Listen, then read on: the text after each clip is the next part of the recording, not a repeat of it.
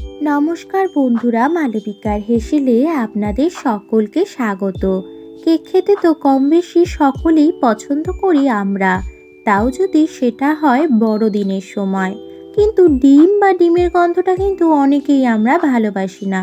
তাই আজ আমি ডিম ছাড়াই সুজির কেক বানিয়ে দেখাবো আপনাদেরকে। তার জন্য আমি প্রথমেই এখানে 200 গ্রাম সুজি নিয়ে নিয়েছি। এই সুজিটা 1 কাপ হয়েছে। তো এই সুজিটাকে মিক্সার গ্রাইন্ডারে মিহি করে গুঁড়ো করে নেব। এবার একটা বাটি নিয়ে নিলাম আর বাটির মধ্যে 4 টেবিল চামচ সাদা তেল দিয়ে দিলাম আর দিয়ে দিলাম এর মধ্যে হাফ কাপ টক দই। এবার টক দই আর এই তেলটাকে ভালো করে একটু ফেটিয়ে নিতে হবে। এখানে টক দইটা কিন্তু রুম টেম্পারেচারে নিতে হবে, খুব বেশি ঠান্ডা হলে চলবে না।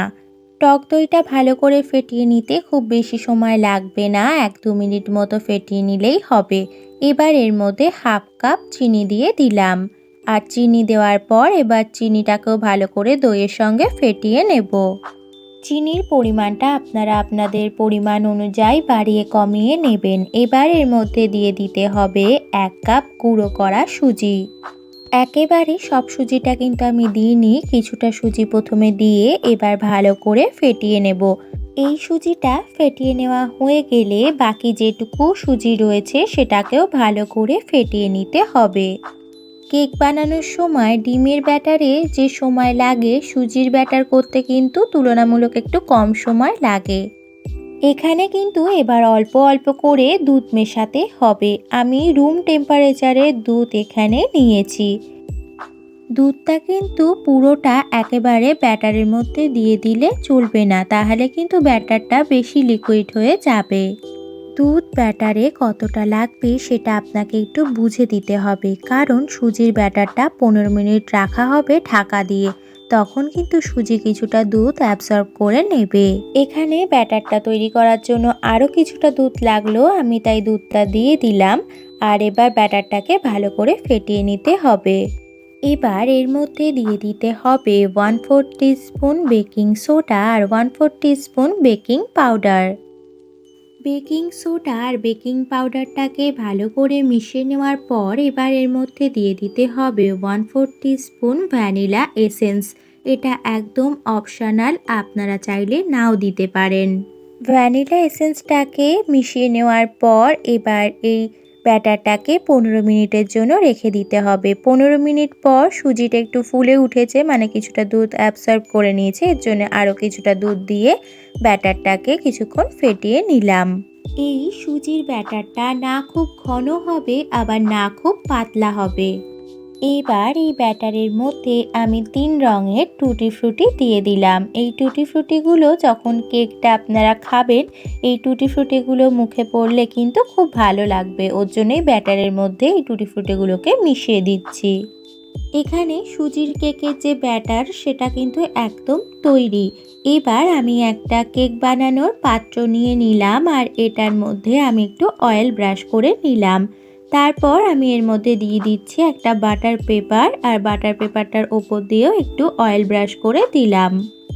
এবার কেক বানানোর পাত্রের মধ্যে আমি ব্যাটারটা দিয়ে দিলাম। এখানে বাটিটা পুরোপুরি ভর্তি করলে কিন্তু চলবে না, অর্ধেকটা আমি ভর্তি করে ব্যাটার দিয়ে দিয়েছি।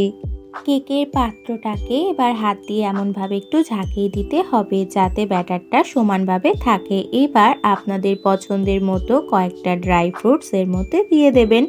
আমি এখানে কাজু, কিশমিশ, টুটি ফ্রুটি আর আমন্ড ব্যবহার করেছি।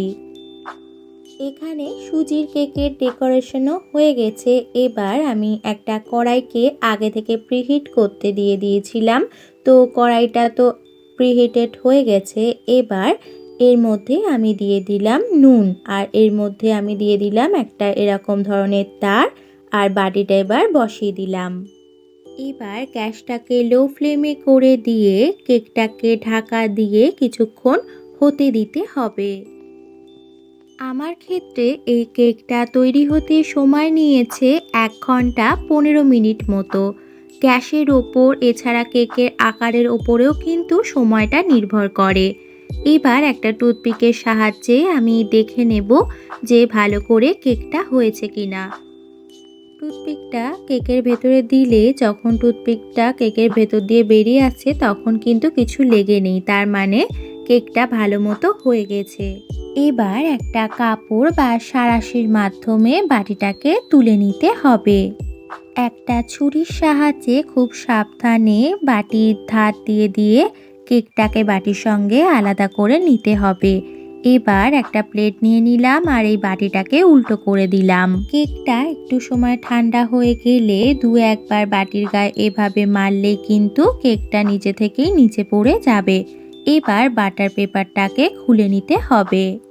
বাটার পেপারটা খুব সাবধানে আস্তে আস্তে ছাড়িয়ে নিতে হবে। এবার কেকটাকে আমি উল্টো করে দিলাম। এখানে কিন্তু সুজির কেক একদম তৈরি। আমি একটু কেকটা কেমন হয়েছে সেটা কেকটা কেটে একবার আপনাদেরকে দেখিয়ে দিচ্ছি। এই সুজির কেকের স্বাদ কিন্তু ডিমের কেকের থেকে কোনো অংশে কম যায় না। ক্রিসমাসের দিন যদি নিরামিষ কেক বানাতেই হয় তাহলে কিন্তু আপনারা একবার এই সুজির কেক ট্রাই করে দেখতে পারেন। আজ রাত পোহালেই কালকে বড়দিন। সবাইকে বড়দিনের অনেক শুভেচ্ছা ও ভালোবাসা রইল। আমার এই রেসিপিটি যদি আপনাদের ভালো লেগে থাকে তাহলে লাইক করবেন, কমেন্ট করে জানাবেন আপনাদের মতামত, শেয়ার করবেন, সাবস্ক্রাইব করবেন আমার চ্যানেলটিকে।